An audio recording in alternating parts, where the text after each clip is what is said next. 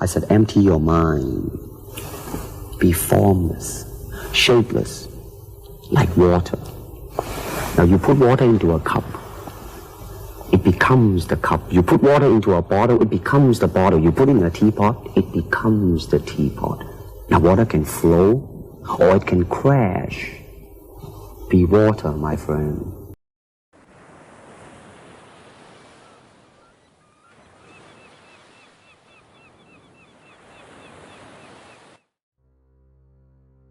Revolutionizing warfare, Napoleon Bonaparte destroyed his opponents with rapidity and by forcing his opponents into losing positions.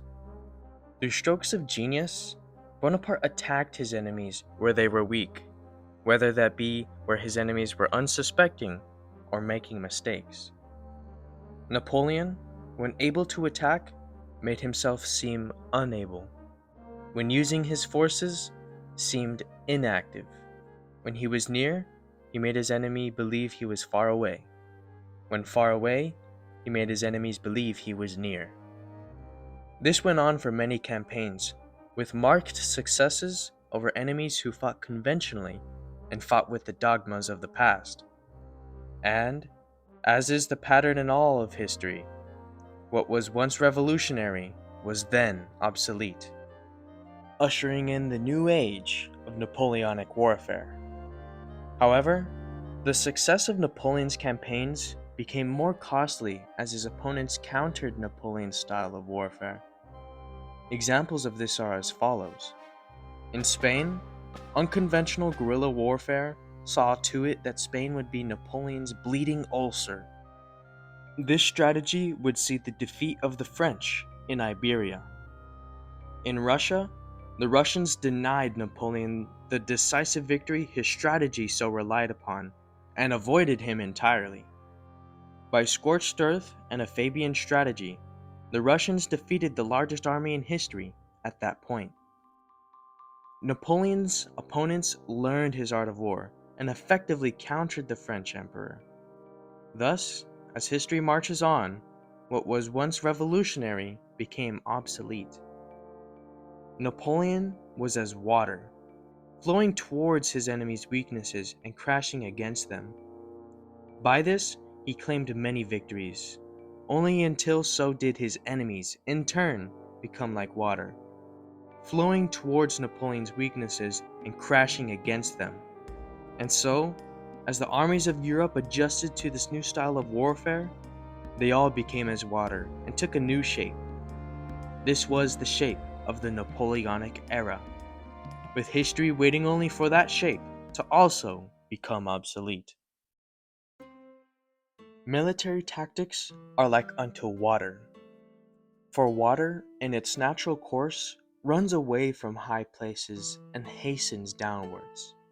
So, in war, the way is to avoid what is strong and to strike at what is weak. Water shapes its course according to the nature of the ground over which it flows. The soldier works out his victory in relation to the foe in which he is facing. Therefore, just as water retains no constant shape, so in warfare, there are no constant conditions.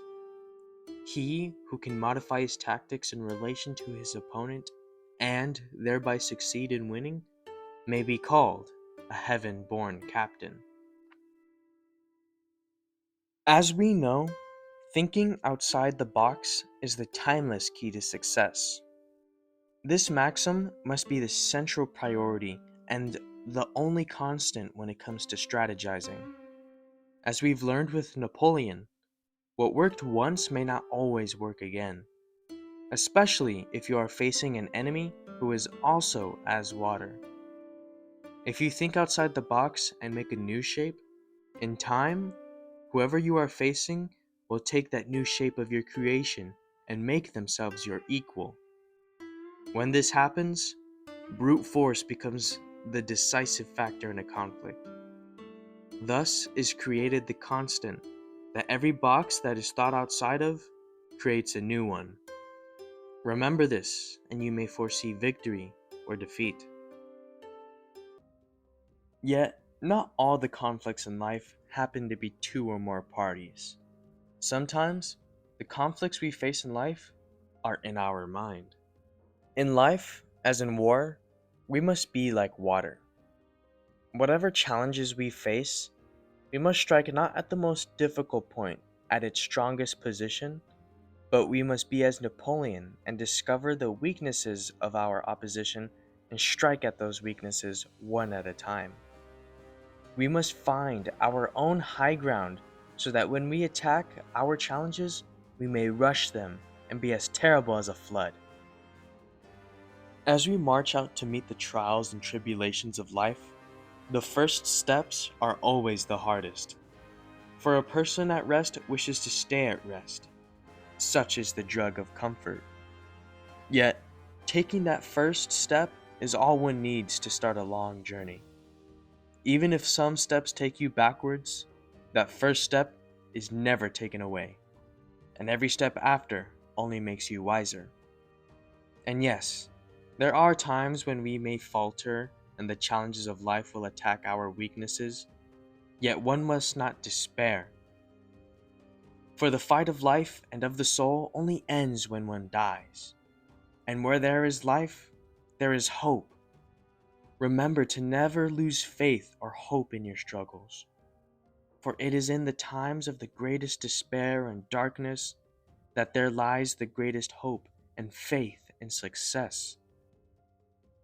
And with the power to stomp on serpents and tread on scorpions, we have power over our enemies and dark times, and nothing shall hurt us. Moreover, one must always remember that sometimes one's best is simply to put up a good fight to stay on the course of betterment. Though some steps may be met with staunch opposition, nothing can stop the march of a person who is like water. Nothing may stop the person who understands themselves and their enemies. That person in motion will stay in motion, who, with every step in their march towards success, stomps out their enemies' weaknesses one by one. And when the time comes to decisively confront their enemy, they are as a flood that crashes like thunder. And all this power comes from the hardest step, the first. For even the greatest momentum starts with just a simple push. Such is the nature of momentum and power. To be like water is to abandon rigidity, to avoid attrition and find decisiveness, to take a graceful form in any challenge you face by understanding the fundamental nature of all challenges. And that nature is, there is always a path to success. You must only find that path and walk it. Be like water.